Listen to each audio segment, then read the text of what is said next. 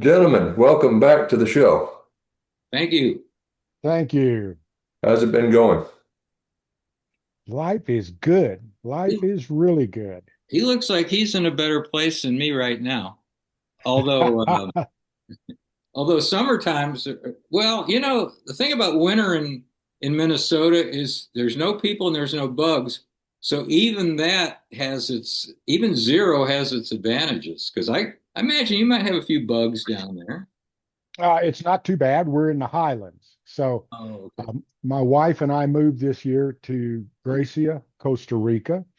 Mhm. It's in the Central Valley, the central part of the country, not like the coastal regions where it's buggy and hot. We're up higher and more moderate temperatures and not nearly so buggy.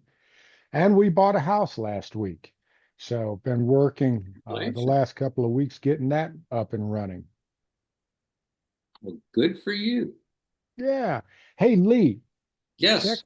check this out. Let me put my glasses on here. Okay.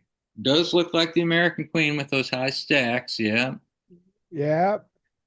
So I was coming downriver on an Ingram boat, probably the Bill Berry or one of those, maybe the Mhm. Philip Pfeffer, Yeah. and you guys were coming up at around economy and Yeah. weren't gonna beat me to the lock. And you asked if we would let you lock ahead of us, and I said, sure, leave us a coffee, and I'll trade you a coffee cup. And so that's Okay. how I wound up with this. Okay. Well, how many years ago was that, Sam? Oh man, that would have been somewhere between 1992 and 1996, somewhere along in there. Okay. Yeah, or maybe just a little earlier. I went to work for Ingram in 1990 on the Bill Berry and was on that one through 93 into 94, then was on the Pfeffer for a couple of years. So it was somewhere between 91 and 96 or 97. Cup's made a lot, it's made a lot of miles. It's gone from Illinois to Utah to New Mexico and now to Costa Rica. Yeah, I think the last time I saw you, well, actually, let's get back to that though, because that's one of the things the old pilots taught me when I went over there. They said, this job will make a beggar and a liar out of you. You got to lie about where you are, and you got to beg somebody to let you through a lock or something. So I got to be pretty good at begging and lying. Uh, Well, yeah, no, and I had a lot of sympathy for you guys because those boats were such pigs on the Upper Miss.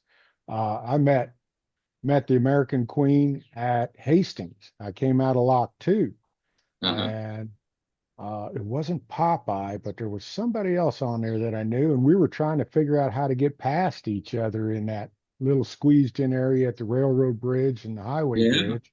yeah, And I backed in against well, when you came out of 2 anyway with a tow, as you remember from the Jane Huffman days, you were going to yeah, wind up settling down on the right descending bank anyway. sure. And so told him, hell, keep coming. And I'll just hold it there on the bank a little longer until you get past, and then it'll pop out there and we'll head on. So, Yeah. that's kind of like traffic here in Costa Rica. The roads are very narrow and it's kind of organized chaos. Mm. So, when you're meeting somebody on the street, you're looking for a driveway to kind of duck out into to get past each other. So you just kind of do the Houston Ship Channel Texas chicken thing. You got to know where the holdup spots are, right? Yeah, yeah. So But what have you? you don't have a radio to talk to them though, so I guess that's the bad part. Yeah, but we're not that big either. So yeah, we can get past each other. Yeah.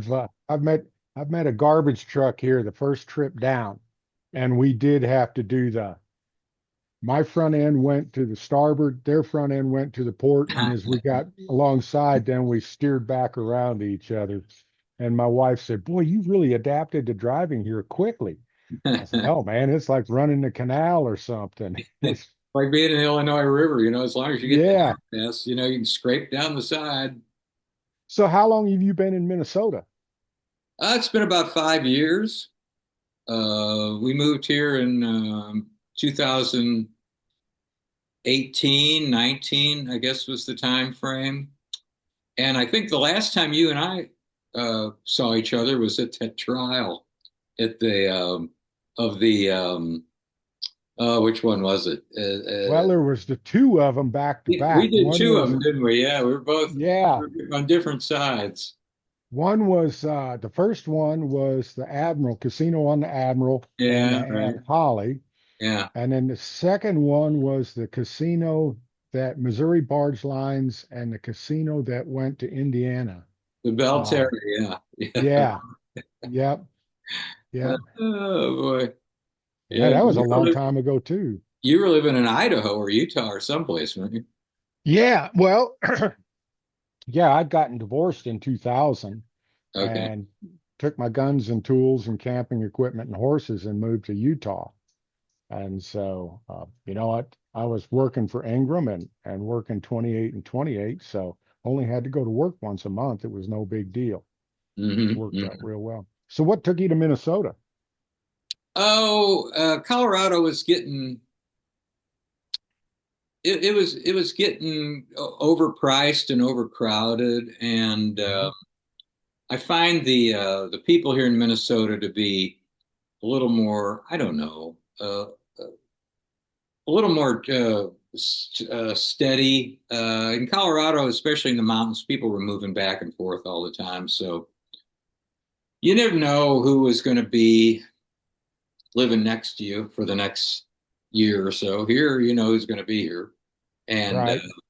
you know the same people at church, and it's just we've been very well accepted here and close to Mayo Clinic. So when you get older, you know, being close to like the best hospital in the world might not be such a bad idea.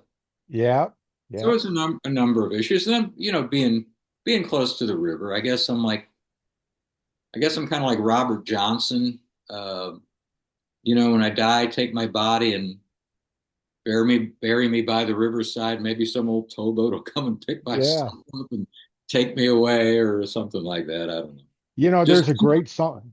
I know you were a John Hartford fan, and I think yeah, you had worked together a little bit, hadn't you, at yeah, some we did. point? Yeah, John and I did. Yeah, yeah. Yeah. He So John, he used to ride the Mississippi Queen with us.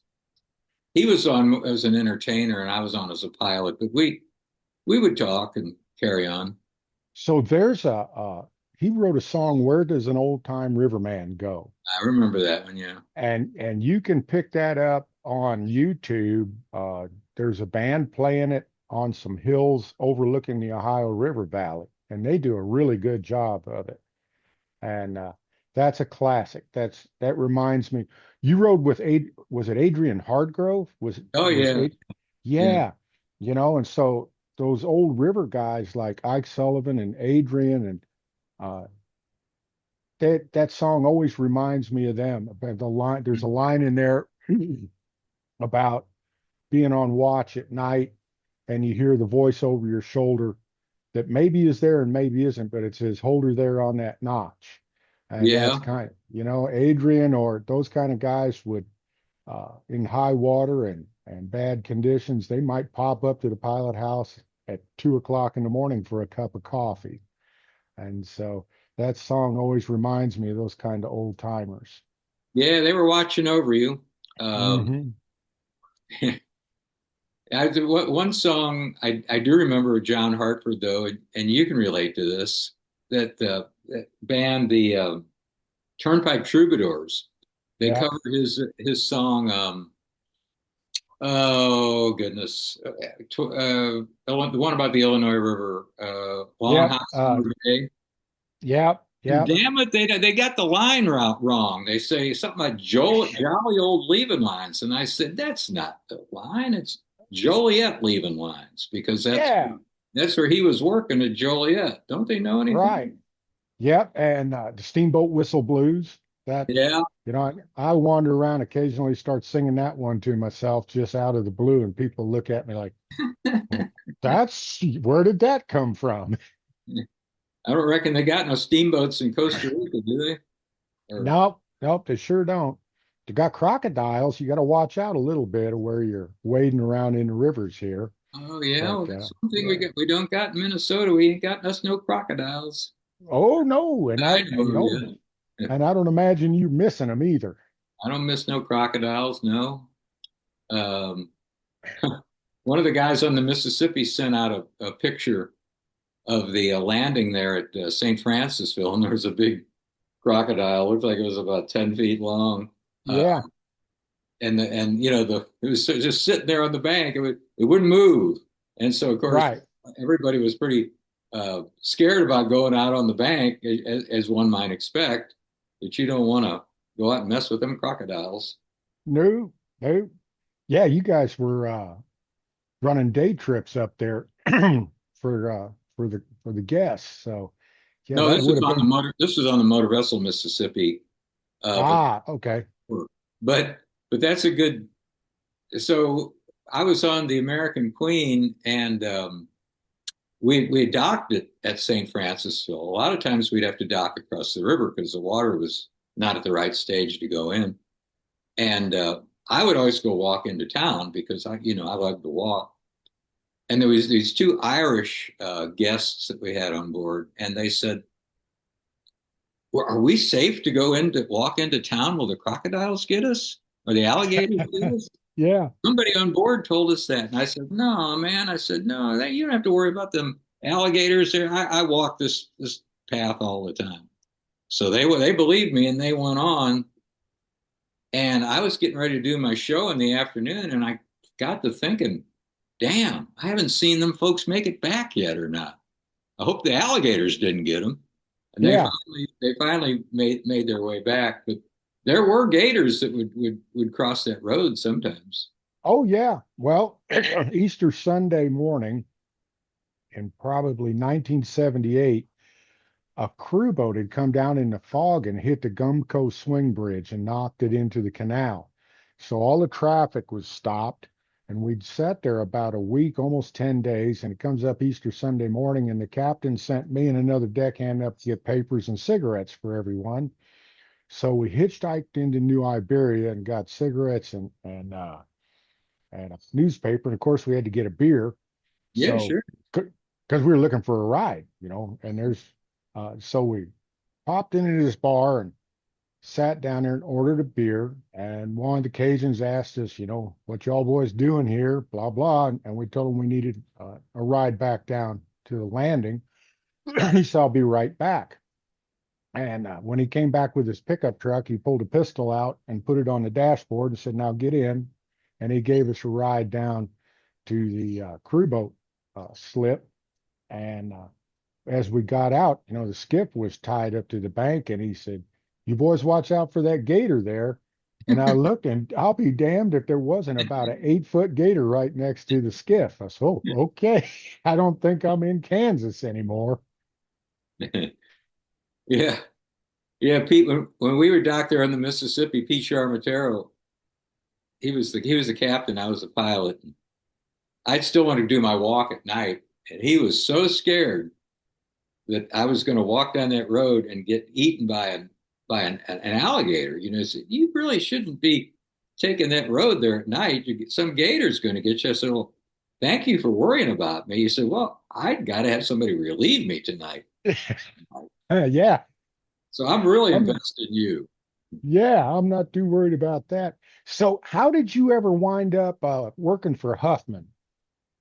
Wait, let's go way Oh, back. oh yeah, 1972. I was talking to Tim about this a couple of weeks ago.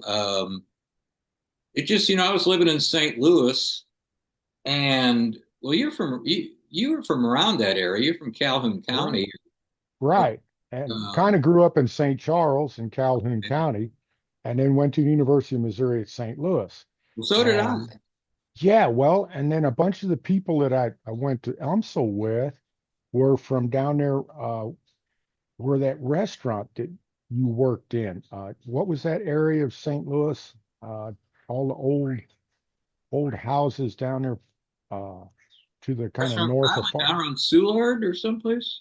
Restaurant. No, would have been north of Forest Park and before you got over into University City. Would have been south of Martin Luther King Drive, and there was that restaurant in there. Had been around a long time. Anyway, Yeah. that's not a whole lot of importance. So, 1972. Well, you were looking for a job? Yeah, well, I had graduated college and I was working for the street department at U City, and I always had this vision of myself going out on the river. But I didn't know exactly what all that was going to entail. I just thought, I was going to go out in the river and sing Old Man River and stuff. I don't know what they got going on out there. But I wanted to get away, and all my friends who had money were going to Europe. I didn't have any money. I was dirt poor. Hmm. And I met a guy at a party, and he said, "Well, I went to Europe, got a Euro pass, and but what I did was I went to work on the river for a month, and I saved all this money, my Yeah. $25 a day." And he said, "Yeah, because you're not going to spend anything out there, and then you can get off, and you'll have a pocket full of change." And I said, "Well, that sounds pretty good." So October 9th, 1972, I go down to Missouri Portland Cement Dock and hop on the boat, and they're all from Meade and Breckinridge County, Kentucky, Cloverport. They had a beer joint there named Dead Horse Holler, and that's where they all got hired from. But then he didn't. Yeah. This guy said, "Where are you from, man? I swear I never seen you before in my life." And I said, "Well, no, I probably not, because I never been to Kentucky before." Um, and well, one thing led to another. It was 11 years before I made it to Europe, but Oh, I got on the boat, and I don't know, something about it kind of appealed to me. It was an adventure, and well, as you know, you could get promoted really quickly back then. you could. I've talked to people about that before. That if you were half-assed dependable and showed up on time and just didn't get mad and quit jobs, you'd move ahead really quickly. Yeah, yeah, That I came up on watch one night, was supposed to be getting off. This was when I was riding with Captain Ike Sullivan, and we'd left Smithfield Lock. I was supposed to be getting off at Paducah, and my relief was notorious for being undependable. And I come up and Ike says, "Your relief isn't down there." And so I said, "Well, let me use the radio." And I called Steve Crowley was the port captain, and raised a bunch of hell with him and told him I wanted trip wages, time and a half for overtime. We argued back and forth. And of course, I went ahead and rowed the boat. And Ike says to me, "I don't know why that guy puts up with you." And I said, "Because I show up on time and I don't run into much." And he looked out the window a minute and he said, "That'll carry you a long way in this business." So, Well, I showed up on time normally, and usually it was early, because they would always. That's one thing that guy at that dock, that cement dock, told me the first night I was there. I told him what time I was supposed to be there. He said, "Man, you tripping? They always late." That's one thing I learned. They're always late. They always tell you to be mhm. there like 5 hours before so, you need to so be. what was that on a run up to Louisville, uh, back No, and we forth? were loading cement at the up the old river at Uh-huh. you know how it branches off Ah, yes. Yep. Yep. The Rockland old Center. chain. You Yep. go up where nobody else goes. It's like Right. utter darkness up there. Nobody wants to go there, except there was this one dock up there, Missouri Portland Cement, and we would load barges out there, and then we would take them down into the fleet because we only could bring out like one at a time.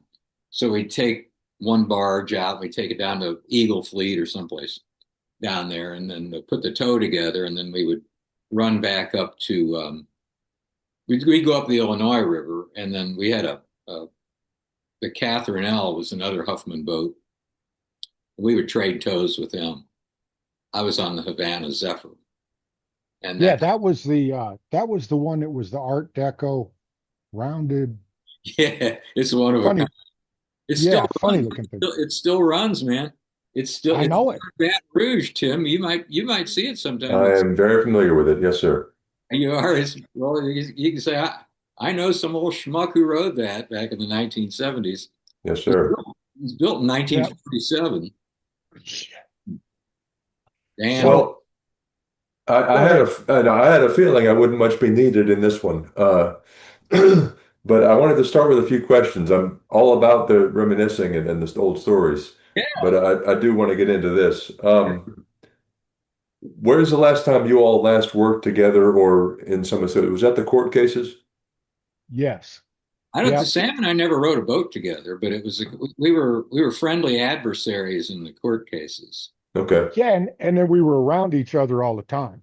Hmm. So I had started on the Upper Mississippi on the HK Thatcher. It was an 1800 horsepower boat Oh yeah. that Ingram now has, the Charlie Everhart. And I'd meet Lee.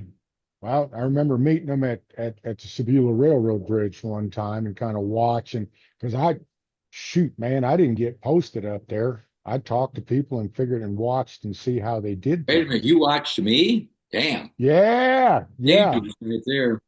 Well, I told me one time, and this really doesn't apply, but just as a rebuttal to what you just said, I said you'll learn more from a bad pilot than you'll ever That's learn right. from a good pilot, because a good pilot makes everything look easy. Yeah, right. Yeah, So yeah, yeah, I the I, time, I, I remember you and Adrian were riding together at that time when had started running the upper in 1980 on the HK Thatcher. That does lead me to another question. Lee, Sam actually told me to make sure we bring this up. uh, But certain instance, I assume this is with Adrian that we're discussing now, but at Kinder's restaurant, when the river was shut down for dredging. you know, Yes, I don't remember that specific incident, but I believe you. It's just that when Adrian and I went drinking, there was times that we wouldn't remember exactly what happened or who we met. But yeah, I'm sure that actually, I'm sure we actually did that. And yeah. You know that at Bolter Island that filled in every year, yeah, and they've made a lot of changes in there. And the water, as it turns out, the hydrologic study said that about 80% of the water was running down Dardine Slough, and so yeah, the Corps built structures to eliminate that.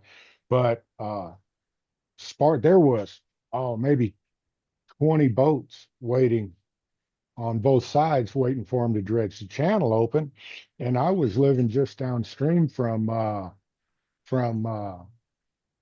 Kinder's, yeah. and I walked in there, and I could tell it was towboaters, and They have a and certain aura. Yeah. yeah, and let's see, I knew the port captain at Spartan at the time, and there was a cut. There was four. Well, Popeye was in there too, Yeah. and I Oh, and I can yeah, oh yeah. And Benny Ainsworth and Popeye and Dan Irvin and somebody else and you and Adrian are all sitting at the bar yeah. and I asked if I can't remember his name, but if the port captain at Spartan knew they were in there. And I didn't say at Spartan, I just asked, hey, does Captain so and so know y'all are in here? And all the conversation stopped. And everybody looked at me and said, who are you? So, yeah, we had a nice time that evening visiting. Yeah, there were six of us, six of you guys that were on a boat still, and then me that had come just driven my truck up there from downstream a little bit. But and Were you Adrian, on your days off or something then? yeah, I was on my days off Hmm. and had bought that house. I bought a house, kind of a full circle thing. It was a concrete block house with a tin roof across from the head of Bolter Island. Had Oh, okay. 24, had 100 feet of waterfront and a boat house and a boat dock. And man, what more could a 23-year-old riverboat pilot need? Oh, It was good just Lord, yeah. that was a hell of a good place. So yeah, and I remember, now, and Adrian was always such a courtly man. He was always, so polite and mannered. Oh, yeah. Had a great time talking with you two that night. And Popeye, God, so I think you and I and Adrian and Popeye all wound up talking, and those other young guys from down south, they kind of were off to themselves over there Uh-huh. talking some of their gossip. Yeah. Well, one specific incident I do remember, and I'm sure that happened what you're talking about.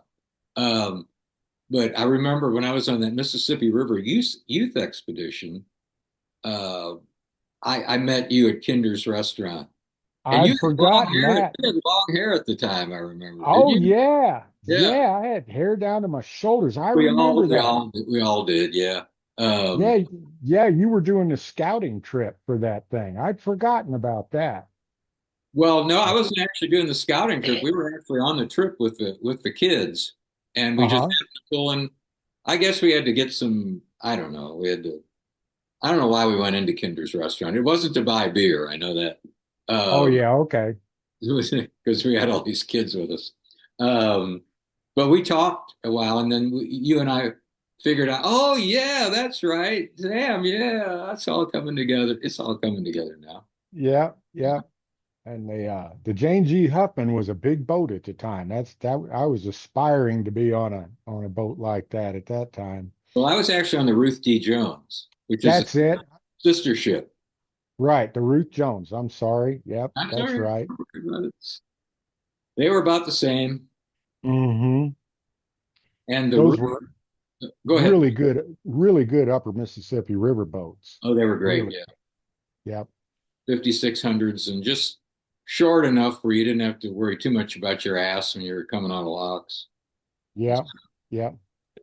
Well, So then go ahead, Tim. where were the both of you, I guess, when your careers intersected? What were you up to? How old were you? What do you recall, I guess, of a first meeting? Was it on the river over the radio? Well, we were probably in our 20s, I reckon. And Yeah, yeah, I got into Pilot House at 23, and then there was a year running the New Orleans Baton Rouge corridor, well, that fall of 1980. And so it would have been 24 when I started running the upper, and you and I started talking. And it's obvious when you're talking to another young voice on the radio. mhm. And of course, hell, I was just a kid, and all those old heads treated me like crap. Yeah. They didn't know my voice, and I'm an interloper, and who the heck are you? Of course, let's see. I think Valley Line had been bought by Chromalloy, so they were union. Mhm. Federal was union, uh, and what was the Midland running up there that was union also? And so there were some kind of tense conversations at times because I was on a non-union boat on the Illinois and on the Upper Miss. Yeah, I particularly found that on the Illinois River. Uh, those Valley Line boats, man, they'd meet you anywhere. They'd shove up into the bridge with you. It Yes. was like, and they would act like, well, why are you expecting me to hold up for you? Well, it's because I don't want to run into you, damn it. This is narrow here, but I guess that's the way they always operated up that Illinois River. And yeah, they did have a kind of a grudge against scab companies, I suppose. Yeah. Yeah. I finally figured that out. I remember being a kid, uh, going across the Brussels ferry when uh, Ohio River Company had steel plates welded on the pilot house windows because there was a coal miners strike up in that Havana, Yeah, Kingston mines area, and they were sure. still hauling coal out. Yeah. So, yeah, so there was some, and the old turtleback Ohio River boats were running up there. So those guys were really, they knew each other. They worked out the same union hall, and they didn't appreciate us coming in there and taking their trade. They really didn't like it when Canal uh, came up there and took the whole contract away. So Yeah. it was like taking their livelihood away from them, which I guess it was. Well, it was. And, I ran into the same thing at Ingram uh, under the Obama administration when government policy started turning power plants away from coal and coal markets started to slow down. Uh, all the Upper Ohio River guys at Ingram were just, and they were just going crazy. Hmm. And Tennessee River guys. And because they'd never run anyplace else. Yeah, right. And from Pittsburgh to Catlettsburg, the very upper part of the Ohio, uh, is close to home for them all. So on crew change day, it was only a 3 or 4 hour drive home. And the Tennessee, basically the same thing for those guys that came out of Hardin County up Hmm. there. It was a short commute for them. So not only were they having to go someplace that was out of their comfort zone, but now they're having to get in a crew van and ride a long ways to do it. So they were, Hmm.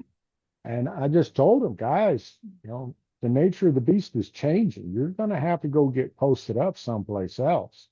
Yeah. And that was some kind of bitter arguments at times with those guys. But it's like, no, it's not my opinion. It's just a reality. It's a fact of life. That you're going to have to learn new rivers. And the same thing as the coal trade changed up there on the Illinois River. Hmm. It's oh, that was really nasty, dirty coal that they were bringing out of there. That was really soft coal. Oh yeah. Yeah, you get covered with that, you'd look like a chimney sweep sometimes at the end Hmm. of the watch. So where'd you go from Huffman? How did you had Well, gotten your first? Let's see, you had gotten your first class pilot's license while you're riding with Adrian, hadn't you? well, a little bit of it. I started drawing a little bit, but not much. I had only gotten like, I think I drew from block 25 to Alton or something. It was a bare minimum that you had to draw like at least 20 miles. So I did that. And then I went to Europe. I finally got to make my trip to Europe, and then I was off the river for about 7 or 8 years. I got involved with outdoor education, and that's how I met you, was on that youth expedition trip. But I wasn't making any money, or not much, not enough for my wife. And she said, "Well, you got to," because I finally got married, and we had a son, and so that's when the gambling boats were coming in. So I Right. I went to work on a couple of gambling boats because I really didn't want to go back on a towboat because of the loneliness and it's tough, as you know, and Tim, you know this too. It's tough work out there, and I just wanted to do something a little bit different. But those gambling boats, I could tell that they were not long for the world, because that's not why they were there. They were not out to give people boat rides. Yeah, They so to back up just a little bit, the port captain at Spartan was Omer Harp Jr. So Oh, that's I whose know him. name. Yeah, yeah. Oh, Yeah, Junior. yeah, and that Uh, Junior Harp. Yep, and yeah. I walked in there and looked at everybody. I said, "Does Junior Harp know y'all are in here drinking beer?" And the You whole might have place been in went there quiet. with him. He wasn't there. I would have remembered that because I was tripping for Spartan at time, Yeah. not long after that. Yeah. So yeah, let's go back to your first class pilot's license. I that's more that government cutting costs and stuff. I thought that was a really good license. And basically, the reason the Coast Guard dropped it is because they didn't have anybody anymore that could grade the damn things, your drawings. Right. They, Right. they'd lost that expertise when uh, when they, let's see, in 76, 75, 72, they went to the operator of uninspected towing vessels. And so you could still get a master's, a first class, you could still get a mate's, a master's, and a first class pilot's license. And they were essay tests for those of you who don't know the history. Was an essay test written, not the multiple choice we have today. And you got a piece of graph paper to draw the river with all of the lights and crossings and dikes, and it all had to be done to the tenth of a mile and had Mhm. to be accurate. And then they had, at that time, they in the regional exam centers, like in St. Louis, they had a guy in there that had a master's license, had a first class pilot's license, and could grade your work. Jim Bloom. Yes, Jim Loon. Yeah. And Oh and no. when yep, and when they lost Jim Loon and uh, things were changing, companies weren't really giving a any kind of incentive or any kind of respect to someone that had, or any kind of money to someone that had a first class pilot's license over an operator of uninspected vessels. Well, the Coast Guard just didn't replace that expertise.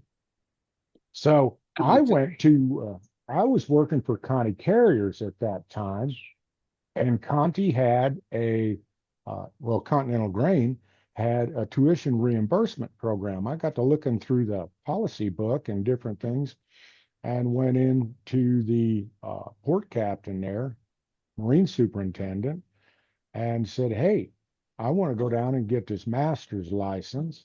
And he's, "Well, it doesn't grade, blah, blah, blah." And I said, "Yeah, it'd be like a college course. It's pass fail. And Continental Grain will pay for pass fail on these business courses. And this is going to make me more valuable to Conti Carriers." And so they approved that. And that's how I got my master's, a 1,600-ton master's license. Went to Memphis, and Continental Grain paid for that. Well, that was good. Yeah. I you know, so I got Adrian called me, and he had gone to work for Delta Queen Steamboat Company. He said, "Son," he said, "I think you need to come over here. I think you'll fit right in with Delta Queen. You'll just do a good job. And but you got to get the pilot license." So I thought, man, that just seems like that sounds like climbing Mount Everest or something. He said, "No, son," he said, you go to Don Huffman and you made the trips. Don will write you a letter. It's going to be factual. You did it. He'll be honest about it." And got the letter, and then I just started drawing, and I wound up with like 2,300 miles because at that time you couldn't pilot one of those boats unless you had that pilotage. So Right. I wound up getting from Lambert's Landing down to the GNOB, and then I got basically Cincinnati to Pittsburgh. And then after I got all that done, then they changed the law and I didn't need it anymore. And I thought, damn, Yeah. I went through a You lot know, of work for this. And so I now was talking to a guy, to it's just interrupt just, a shade in my wife's Victorian living room. I mean, what do I do with it? Looks pretty, but I don't really need I, it. I was talking to a guy the other day, uh, about electronic charting, Yeah. and telling him about my first trip going down the lower by myself with that big ass paper chart in my lap, Oh, yeah. holding the flashlight in my teeth and Yeah. flicking through the light list to try and figure out where this guy was that had just called northbound down there. And we got talking a little bit, and I remember the Coast Guard buoy tender had stopped in at Kinder's one night, and I went in, and there was the crew, and I bought him all a beer, and the Master Chief Petty Officer and I started talking, and he found out I worked for Conti, and he was trying to figure out the logistics of his northbound trip and how many buoys were missing and how many were off station. And a first class pilot's license wasn't available at that time, but he and I talked. I knew all the lights, knew all the dikes, knew all the river stages from St. Paul to Baton Rouge, and from Catlettsburg to Cairo, and Grafton to Lockport, Hmm. and and just had all that in my head. And that's what we got talking about the other day, is that with River Pro, or Rose Point, Yeah. it's not that important anymore that you have that kind of expertise. Well, it's that important. It actually is that important that you have that kind of expertise, but guys don't put any value on it anymore. And that's, I don't want to be sounding like an old guy back in my day, but really and truly, uh, you should know the river without looking at the computer monitor. You should be able to place yourself in the river at any stage of water and be able to operate with just a sounder out on the corner of the toe. Well, that's the And one thing that you still have to have, depending on the vessel that you're on, of course, but you still have to have pilotage from Baton Rouge, well, basically to the Gulf, but the only thing that would matter to most people would be to New Orleans, because when you get to look at that electronic chart when you're down there, there's just so much going on. And then those ships, the pilots don't identify themselves by what ship they're on. They right, identify themselves as their number. right. And a lot of times they won't even know the name of the ship they're on. And you'll say, well, this is Nobra. I hope I don't get somebody's number wrong here. Well, Nobra 39. I don't know who Nobra Right. 39 is. I ask your forgiveness. But this is Nobra 39 and southbound above 81 Mile Point. And you might be waiting down there below Smoke Bend and you'll be looking for him, and it won't say Nobra 39 on Yeah, it. It'll say the name yeah, of that ship. And well, what ship are you on? Well, I don't know what the name of I just know my number. I don't know the name of the ship. yeah. It's yeah, down there you still really have to know it. Well, I testified in a revocation, suspension and revocation proceeding in an administrative law court in New Orleans in January of 24. And I was working for the Coast Guard, and the expert that was working for the defendant was a NOBRA pilot. And he and I started talking a little bit, and I had retired in 2020 at 63 years old. And he said, well, why did you retire? And I said, because I couldn't do my business to my standards anymore. That in that New Orleans Baton Rouge corridor, I was missing calls. I couldn't keep up with Mhm. what's going on down there like I could 10 years before or 5 years before. Yeah. And and you and I have known a number of guys over there that had a very successful career and then fell asleep on watch and hit the bank someplace their last trip. And I didn't want to be one of those guys. And I don't want to get anybody hurt. Yeah. And it's just not, I just didn't feel comfortable. I was missing too much stuff. I was really having to work at it to be able to keep up with the amount of traffic that's out there these days, even with Rose Point. Yeah, and but also there are some people who don't pick their radios up anymore because Yeah, they think that, I got Rose Point, so I know where I'm going to meet this guy. I know where I'm gonna wait. And well, what broke me of that though was that case that you and I worked on about hmm, the Belterra, which, yes, and I'm not going to rehash that who was right and who was wrong, but as it turned out, I mean, y'all won the case, but the reason y'all won the case was because Rule 9 says the southbound boat on a narrow channel shall shall initiate the passing signals, propose the manner and place. propose the manner Uh, and place of passage. Shall propose the manner and place of passage. right. And the judge said it doesn't say can, it doesn't say should, it says shall. And Yeah. our guy on our boat didn't do that. And then that's Not about 2 weeks after that trial concluded, that same boat and that same guy were overtaking me at Scudder's, and there was a whole string of us waiting. mhm. And he comes bulldozing up through there, not talking to anybody, and he had the TV on in the pilot house, Mm. which is in retrospect what I think happened that night with the Belterra, because his testimony was that well, he misinterpreted the running lights on the Belterra. Yeah. And if you're sitting up there looking at a TV screen watching a show and then trying to look out the window into the dark, you have no night vision whatsoever.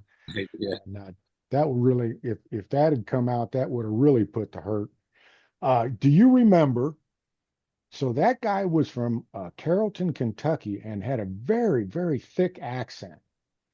And uh, the defendant's attorney asked him 2 or 3 times to repeat an answer, Uh-huh. and finally looked at the judge and said, "Judge, would you instruct the witness?"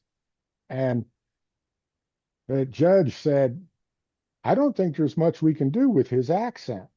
Mhm. And so when we took a break, we went back into the attorney's room, and all those attorneys there said, "Did you understand what he said?" And I said, "Yeah." And Yeah. they said, "Well, what was he saying?" I said, "He was saying what he said was, I took them barges down the river." And they looked at me, "What?" "I tooken them barges down the river." And they were just well, the court reporter, none of them could understand. But you and I had been working around that for so long, my wife would hear something in the background. Okay, what did But he say? yeah, yeah. What Is that guy language? speaking English? There's two things I remember most about that. Were kind of funny things, really, because we lost. Um, was the he's he made a note in his log that the name of the boat was the Belle Terra, Yeah, Terra, and he wrote, and I don't think he was trying to joke.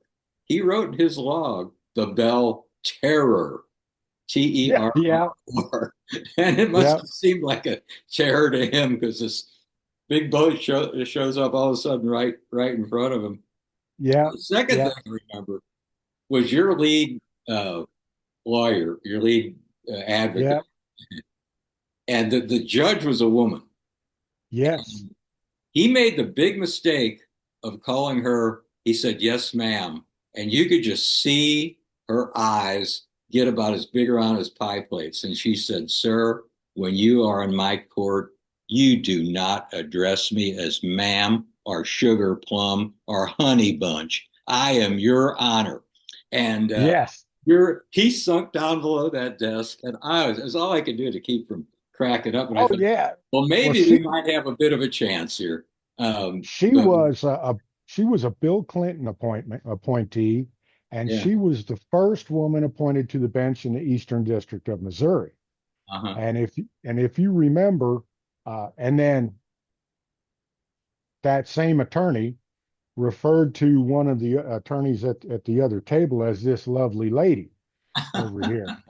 And so I get done testifying, and I go to leave the stand, and the judge said on the record, "Now I'm going to tell you all something. I've heard of the good old boys club in the St. Louis law practice, and this is a new age. This is a new date.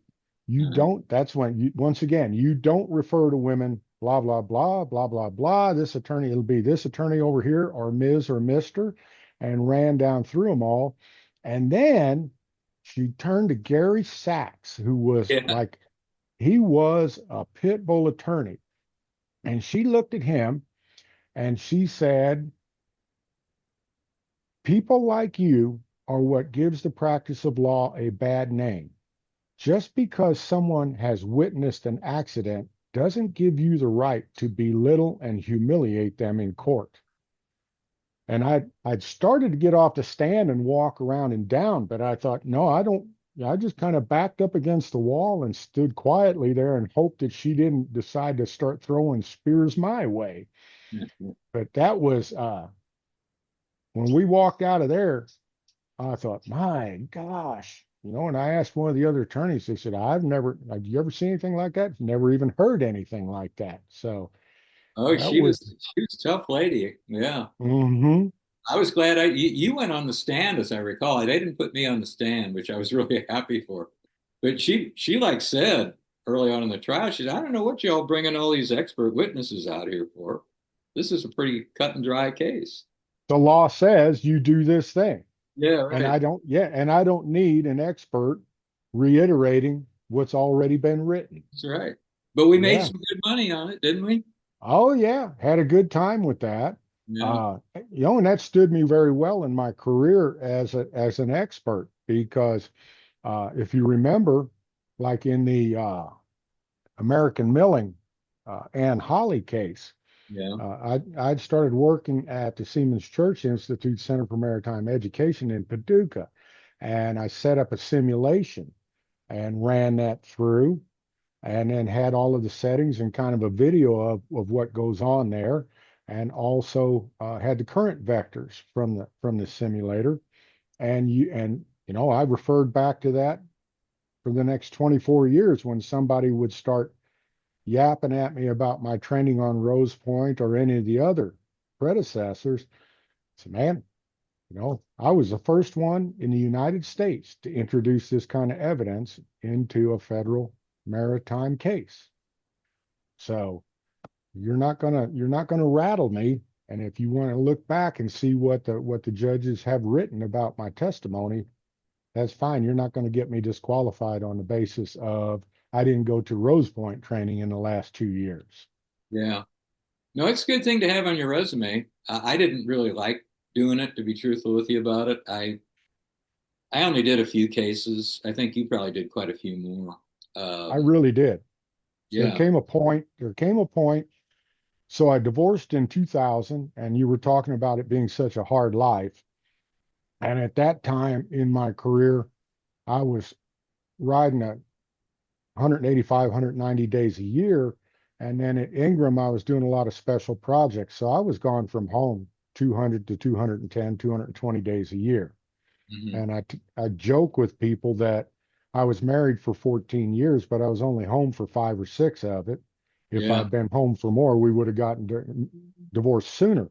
But it, it came up about 2005, and Jerry Tinkey was working at the Center for Maritime Education, had referred me to attorneys, and I did those 2 cases, and then things dried up a little bit. I ran into Dave Hammond from Inland Marine Services, and Hey. he referred me to Todd Powers, and that's when things really took off. And I started making enough money. I was divorced, had met the woman I'm married to now. We were changing the way my life was going. And so it got to where I could ride 2 weeks on and 6 weeks off and do that expert witness work to make up the rest of the loss of income on a 30 and 30 schedule. So it worked out very well for me over the next, let's see, 99 to, well, I still got 2 active cases now. It'll be the last 2 of my career. So that's 26 years that I've made a lot of good money at it all. I did a case for And Tom Powers too, I remember. He was out of Cincinnati. And Dave Hammond set me up with him as well. So Dave yeah, Dave did us both some good there. Uh, and I always took cases. Well, Tinky had told me never take a case you don't believe in mhm. because the easiest thing to remember is the truth. Yeah. And if a brother pilot was in the wrong, I was willing to say he's in the wrong. Now, the ship pilot guys in New Orleans will never testify against another ship pilot. Yeah. But the only way to raise the standards, to raise the professionalism, is to be truthful about how we do our jobs and the mistakes we've made. Hmm. To blame somebody else. And God, I had one that involved a Louisiana Railroad bridge, an old time pilot that was notorious for hitting everything in the river. And he said when he hit the Louisiana bridge, he said, well, the bridge shouldn't be there anyway. And so that was kind of I ran into that attitude a lot. And it's like, no, guys, these are prevailing circumstances. You're there, and you have to be professional enough to mitigate the hazards. And so either I defended people that had been doing the right thing and were accused wrongly of negligence, or I wasn't afraid to say in court, this guy screwed up. Hmm. And it was pilot error. That's the cause of this accident. We're all human. We all make mistakes. And I guess that was what finally broke me from it, where I didn't want to do it anymore, was I just felt kind of uncomfortable passing judgment over my fellow mariners, because I thought, well, you know what? If not for the grace of God, this could have been me. Uh, Yeah. and I mean, I'm not. judging you for doing it. I'm sure No. you're doing a great job. I'm sure your motives are very pure. But just for me, I just didn't. I didn't feel I was very good at it, for one thing, Hmm. and so they weren't calling me, so it wasn't like I was giving anything up. Uh, Yeah.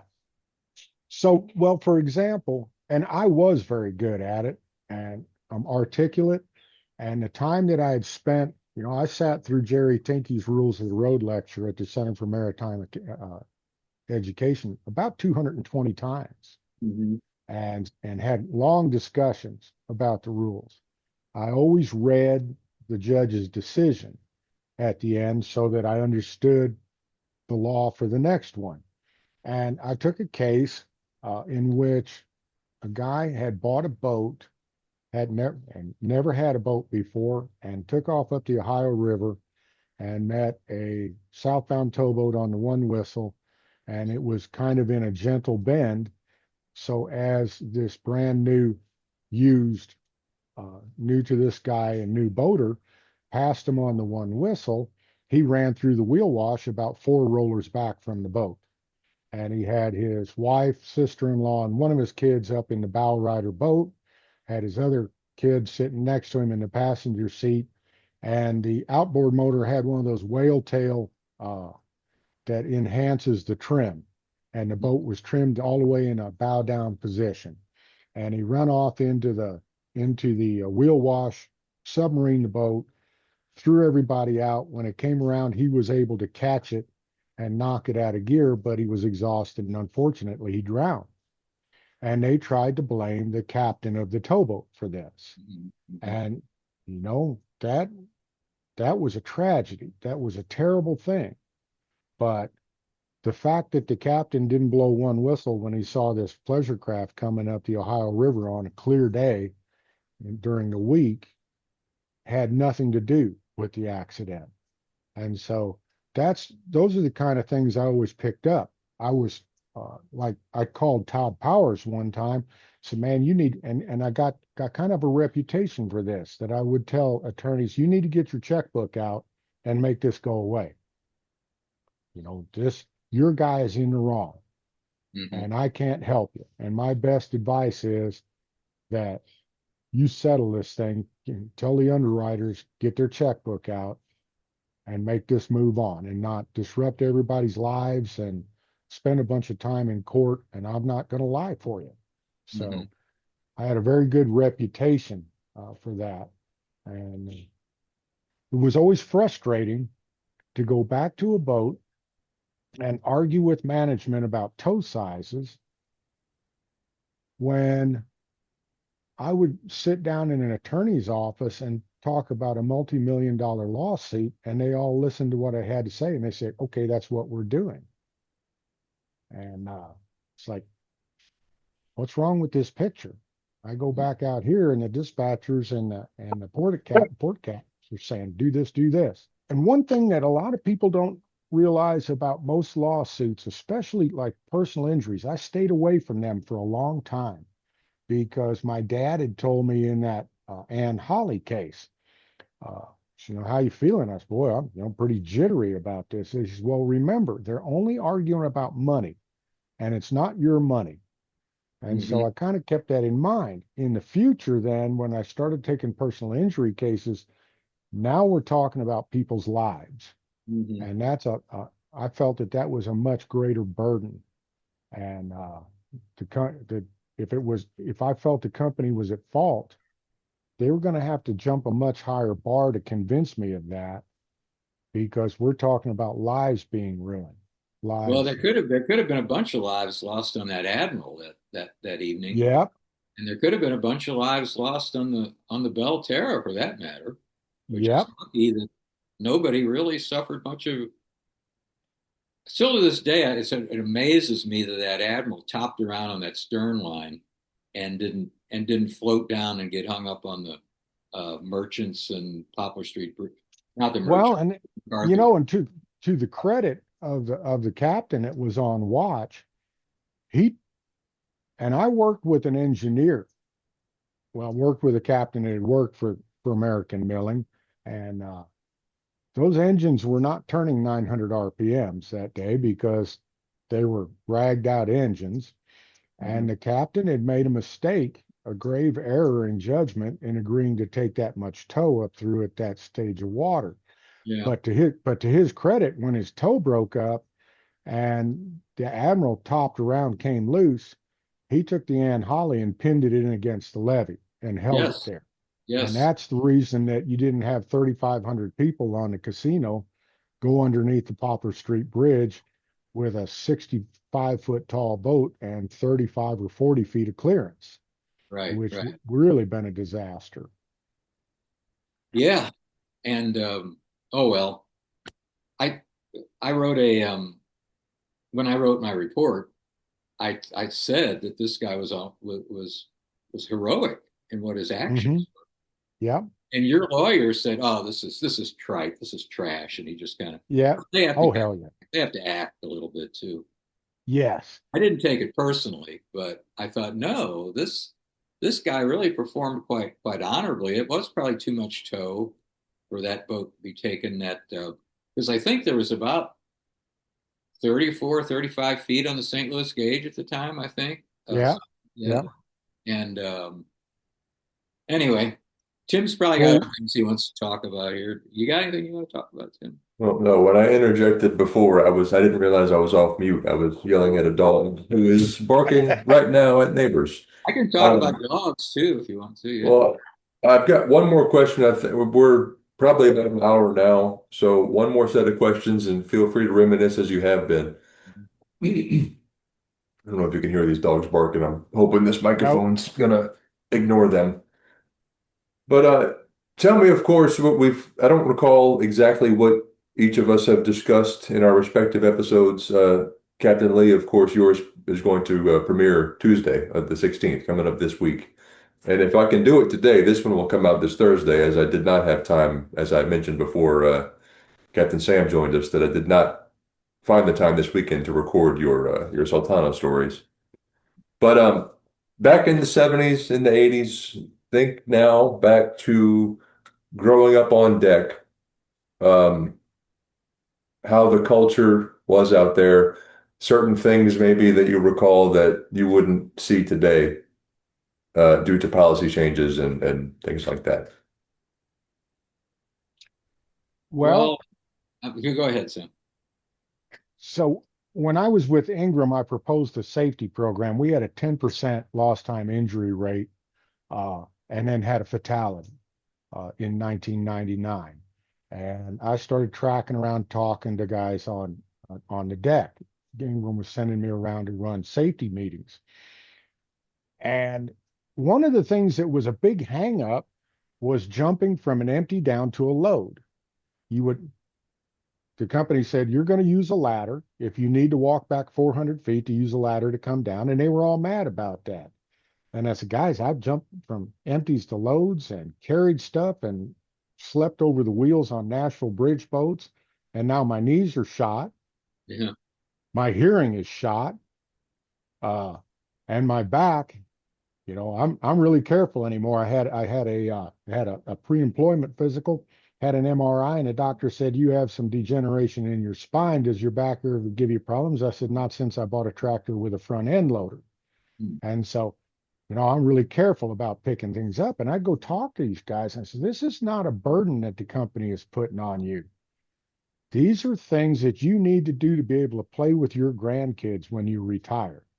Otherwise, you're going to cripple yourselves up doing the stupid stuff that we were expected to do in the 60s and 70s and into the 80s. So, what would be your take on it, Lee? I agree with you. I mean, Huffman was a great company to work for. But there again, uh, the only thing that you really got when you went out there, they gave you this deckhands manual, which had you remember that one? Yep. Yep. Some funny pictures of this dorky guy getting into all kinds of bad situations.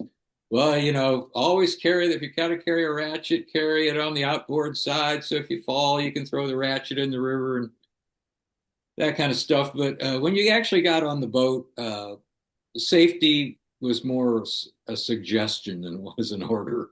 Yep. Um, that was kind of the way because it was a risk on environment, and you were expected to take a lot of risks, and that went from the deckhands all the way up to the pilot house. You were expected Right. to take more barges than you probably should take, and you were expected to go out on the tow when it was icy, and because we're not going to be able to get this job done if you all don't take some risks, and you probably won't fall in the river.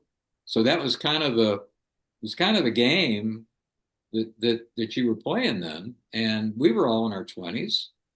If you didn't make it to the pilot house by the time you were 30 back in those days, you were a lost cause. They didn't want to even think Right. of putting anybody in the pilot house who was 30 years old or older. So, I mean, think about 20-year-olds and stamina, you got a lot. Strength, you got a lot. Judgment, maybe not quite so good. So you put yourself into situations that you really didn't need to be in because you didn't want to look like a candy ass, or you wanted to seem as macho as everybody else. And so And then, everybody was out there taking a lot of risks. Jump right. from empties down to loads. And that Well, and so when I started that safety program, the employees safety program at Ingram, I talked with Orrin Ingram and David Surt and Craig Phillip a lot and found out what Ingram was paying in insurance, how much their insurance rates were going up. And then Ike Sullivan had told me about steering places rather than flanking and looking at the profit and loss sheet on the book, on the boat, individual P&L sheets. And that's with a lot of those old time captains is how I made the approach uh, to safety was the Steel Challenger, the Joe B. Wyatt, had a guy lose his foot while dropping a tow in New Orleans because they were in a hurry. And when he stepped into a scissor wire to look down to see if they had knocked the wires loose on downstream from him, they had, and the scissor wire closed up and cut his foot off. oh, And the captain's attitude was, it's his fault. That dummy should never have done that. And I said, well, you're a rah, hurry up guy. How long is it going to take the Joe B. Wyatt to overcome that $250,000 settlement and start making a profit again? So when you're balancing making miles and ton miles against people getting hurt, there is a business side of it, not just the macho side. And so that's an approach I took with a lot of the old time run and gun kind of guys. well, that was on the upper Mississippi now, and I don't know when's the last time you've been up here to take a look at it, but it's not anything like it was when we were bringing 15 loads out on any stage or river. And there's a tug at just about every lock. I don't think Right. there's a lock you can't get a tug. And I remember Riverview, when they first Riverview started boat, having River, tugs, they didn't. Ri- A lot of the old captains and particularly some of the port captains said, "No," I said, if you're not good enough to put that toe in that lock without a tug, then you're not good enough to run up here." But right. what they didn't take into consideration, what you're talking about, yeah, but how you're not going to be able to steer down in lock 10 or lock 9 every time when it's on the hooks. So you're going to have to put that check line out there. So who's to say that that poor guy at the other end of that check line is not going to break and come back and take his head off? So it's a lot more sensible to get that tug if you got to pay him $500 or $600, whatever it is. It's a lot more sensible to have that tug out there pushing that toe on that wall rather than to risk that guy out there with that check line. So that's Yeah. And then uh, I paid a lot of attention to costs when I was a captain and a master on the Clayton McWhirter. And we would use a coil of lock line every trip southbound. We did most of it without tugs. And so you're looking at $1,500 for a coil of line. And I think at that time the tug service was 175 bucks to put you on the wall. So you don't ding a barge and you don't hurt anybody, but there's a point in there where you're going through so much line that it's a break even with using tugs in those places. And then if you do ding a barge or you do ding a gate or hurt somebody, then the costs just run away. So while I am like Riverview Boat Store recognized a need and they have tugs at every lock, uh, uh, even on down into below Hannibal, Mhm. below Quincy now. And, it makes sense.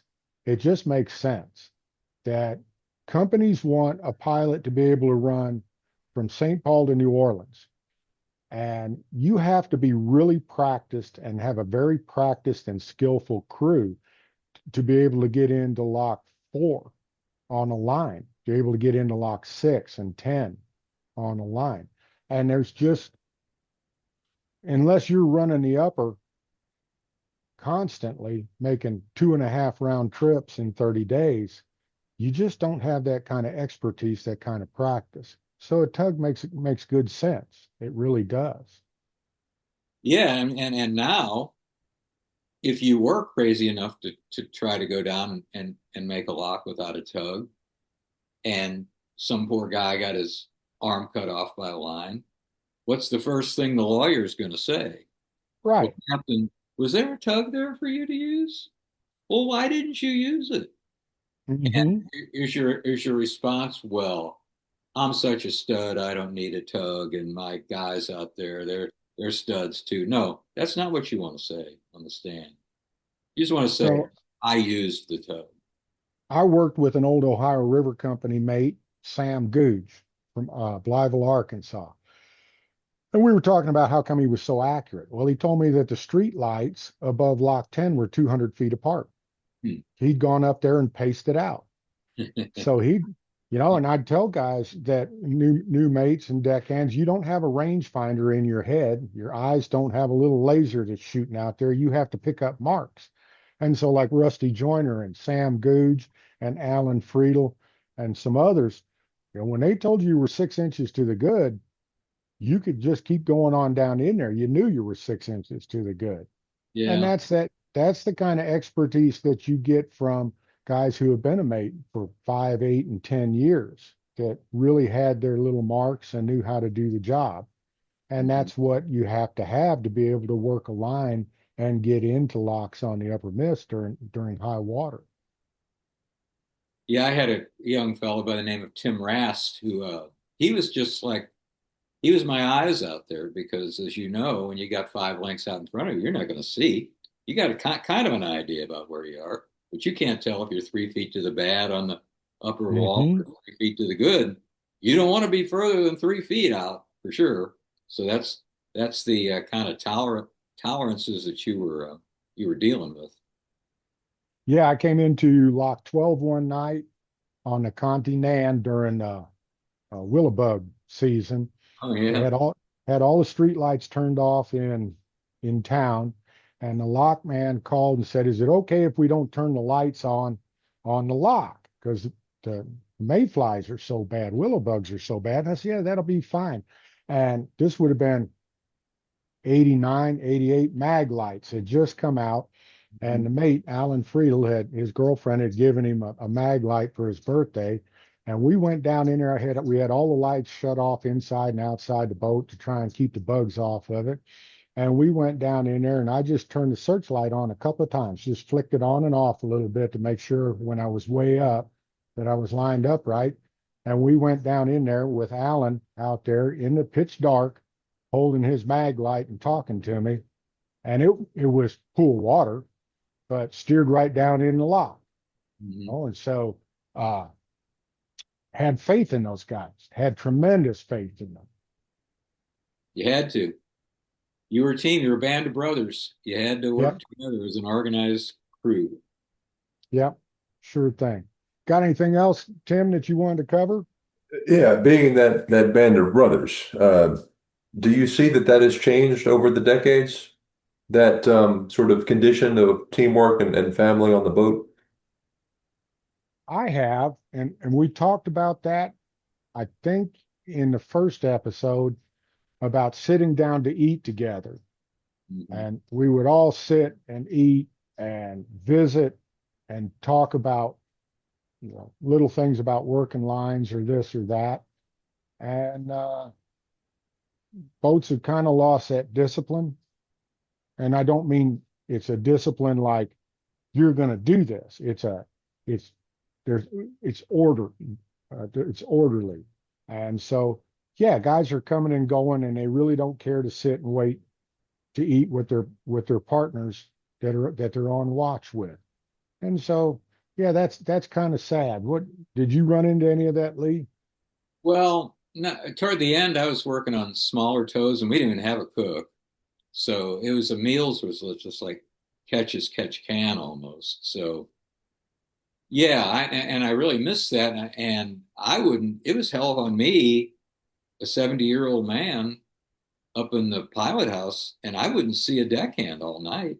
They'd be down Right. there playing video games and Yeah. uh, watching television or something, and I'd say, well, Yeah. wait, what are y'all trying to get out of this job? And oh, I'm trying to get into the steersman's program. And I thought, damn, Hmm. you could have fooled me. I would think that Right. you could find your way up at 3 o'clock in the morning to at least look at me to see what it is that I'm doing. Now, I may Yeah. not be doing everything right, but like you said, I might be doing something wrong that you could use that as a frame of reference. Uh, and that's how I learned. I was only a steersman for like 4 to 6 months, and it wasn't because I was brilliant, but because when I was a deckhand or a mate, I would go up there and I would sit with Adrian and some of the old guys, and I'd Yeah. wait for them to have to go to the bathroom, you know. And Yeah. so then here, son, hold this for a while. This is where your good water is. He would say stuff like that, and so I'd get a chance to steer, and that's how all of us learned back then. But the guys don't. They want to become steersmen, I guess. And I'm not saying everybody. There's probably guys who are staying up off watch to learn it. But that's what I did. I only slept maybe 2 or 3 hours in my off watch because I wanted to go up to the pilot house and learn how to do the skill.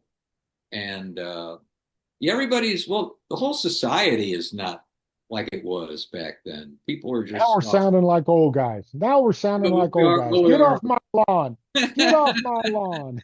Everybody's got their cell phone. This is what they're doing. What they're Yeah. um, But times have changed, yeah, they have. and the industry has adapted to that. That's why we use tugs, and and boats as a trip pilot. I really liked having a tug because you didn't have that confidence in the guy because I was coming and going, and I Sure. didn't have that confidence in them. And they really didn't have confidence in themselves working lines and stuff. Right. They'd come up, we're going to get a tug down here, aren't we? Well, there's not a tug available. And it was like, oh, okay. I said, don't worry, guys. I'll talk. I'm going to tell you everything we're doing over the speaker Hmm. before we do it. So yeah, times change, and that's just the way it is. Uh, but that doesn't mean that what we were doing wasn't a lot of fun and wasn't a good way of doing things either. Yeah. Yeah, I made it through basically unscathed. I mean, like I'm like you, like my knees are bad and my hips are bad, but I can still walk 6 or 7 miles a day, and I haven't suffered too much for all the sins I committed against my body over the years, but nothing like look, it's a hell of a lot more fun to talk about it than it was to actually do it sometimes at Yeah, that time. yeah. My dad was an airline pilot, and he had retired. We were driving down the road someplace, and I said, "Well, I don't think I'm going to renew my license after this issue." And I said, "I'm not going to be one of those old guys." Talks about the old days, but the job just isn't as much fun as it used to be. And so he said, I know what you mean. He was a very junior co-pilot at Ozark Airlines, working with the most senior pilot in the company. And they had the first pressurized airplane, a Fairchild, and they were making the approach into Cape Girardeau. And the captain is flying the airplane, and he says to my dad, if the cockpit starts filling with smoke right now, what would you do? My dad said, I'd put the smoke mask on and get it on the ground as quickly as I could. And the captain says, no, no, you open the window. My dad says, this is pressurized airplane. We're not low enough yet. So this guy goes to show him, and he's a bull of a man. And he pops open this window with a big handle, and he had to get in against the bulkhead to a bicep curl. When he does, his tie is sucked out the window and the window sucks back shut, and they weren't clip-on ties. So his head is stuck up against the bulkhead. And my dad is trying not to laugh, and he says, I got the airplane, Gene, and went ahead and got down low enough they could open the door back up. And he said, it was all kinds of little things like that that were fun, but it's much better now. It's much safer. It's much orderly. It's more disciplined. It's better now. But it was a lot of fun then. Well, you don't get any flack for stopping in fog these days. If you Hmm. want to run in the fog, nobody's there to. Because one thing old Milford Lawrence taught me, he said, Captain Lee, if you run in the fog and you make it, nobody's going to give you any credit. But if you run it in the fog and you don't make it, you'll get full credit, Captain Lee. Full Oh credit. yeah, full credit. That's I used to take traffic at Inland Oil and Transport over the single sideband every morning, and all they turned in was last watch 42 miles, this watch 48 miles. Never did know they were sitting up there all puckered up running in the fog. Yeah. But by God, if they'd have hit something, we'd have all known what was going on. Well, sure. Bayou Cano, right? Uh, Yeah, yeah. what you got, Tim? Well, no, that kind of How runs the me out. Saints, I think we're how the Saints doing? not well, 3-10 this year. So I think they kicked off about half an hour ago. We'll see how they're doing. Um, but said we're losing. I have my wife across the house watching. We're down by a touchdown. I'm going to try and get this released on Thursday this week. So I don't want to carry this on too much longer. But that's not to say Okay. we can't do this again. If any specific topics or um, especially memorable court cases that both of you were working on, Hmm. we can do this again. Okay. So we'll keep in touch on it. All Well, if right, it's good deal. court I think cases, he's got a lot more of a background than I do. I about exhausted all my court cases. But go ahead, Sam. it made me a better pilot to be involved in those court cases because not only did I see the mistakes of others, but I saw the consequences. And I learned that a company is not going to be angry because you don't run in the fog. Hmm. That's and so I think it's important for people in the industry now to know those kind of things that this bad thing happened and this was the cause of it. And so keep that in mind when you sit down in the seat up there and take on the watch. Adrian used to say, "Son, just always use good judgment. Just Yeah, always use good judgment." yeah, He was right. yeah. He was another one. He was a good guy. I'd like to hear some Adrian stories. He would run in But fog though. He would well, do that, but he was good. Um, I like running in the fog too. And I knew the river like the back of my hand. I could sit up there and not look out the window for hours at a time mhm. and enjoyed it. So, but we better let Tim Yeah. get a beer and watch the Saints a Yeah. little while. Get back to work. Yes, sir. I do Yep. appreciate it, gentlemen. We will keep in touch. All right. Thank you. Thank you So I both. got your phone number, Sam. You got mine now?